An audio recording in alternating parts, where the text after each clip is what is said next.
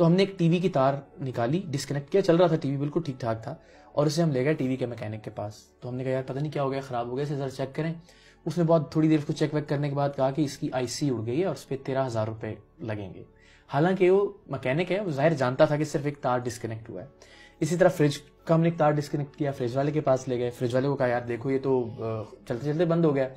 اس نے بھی بہت میٹر لگائے, اس کو پسینے میں شرابور کہنے لگا اس کا کمپریسر اڑ گیا ہے اور اس پہ 18,000 روپے لگیں گے. پھر ہم نے سب سے دلچسپ چیز کی کہ ایک موٹر سائیکل کا ٹیوب خریدا, ٹائر کا نیا, برانڈ نیو, اسے ٹائر میں ڈالا اور پنکچر والے کے پاس لے گئے.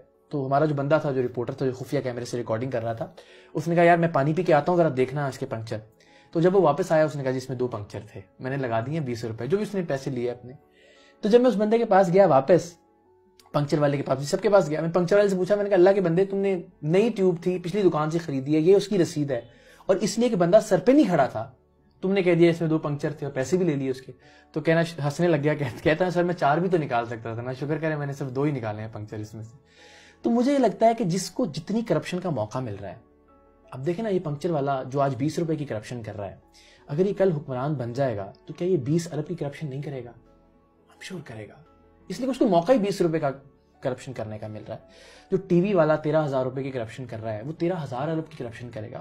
تو مجھے لگتا ہے کہ جب یہ قوم ٹھیک ہوگی نیچے سے, جب ہم حلوے کی پلیٹ پہ ووٹ نہیں دیں گے, جب ہم بریانی کی پلیٹ پہ بکنا چھوڑ دیں گے, جب ہم قیمے والے نان پہ اپنی بولی نہیں لگائیں گے, تب حکمران بھی ٹھیک آئیں گے, تب حکمرانوں کے فیصلے میں بھی. تو ہم توقع یہ کرتے ہیں کہ جی لیڈر ٹھیک آ جائے گا تو قوم ٹھیک نہیں ہوگا. ایسا ہمارے پنکچر والے کو ٹھیک ہونا پڑے گا, ہمارے عالم دین کو ٹھیک ہونا ہوگا, ہمارے صحافی کو ٹھیک ہونا پڑے گا, ہمارے وکیل کو ٹھیک ہونا پڑے گا, ٹی وی کا میکینک صحیح ہوگا. سب لوگ جب کرپشن کر رہے ہیں اور ہم یہ توقع کریں کہ جی ایک لیڈر پورے ملک کو بدل دے گا, سوال ہی پیدا نہیں ہوتا. یہ لوگ ٹھیک ہو گئے, انسان بنیں گے, اچھے لوگوں کو لے کے آئیں گے, اور پھر مجھے لگتا ہے یہ نیچے سے اوپر تک کا سفر ہے, اوپر سے نیچے تک کا سفر نہیں ہے. ٹھیک ہے.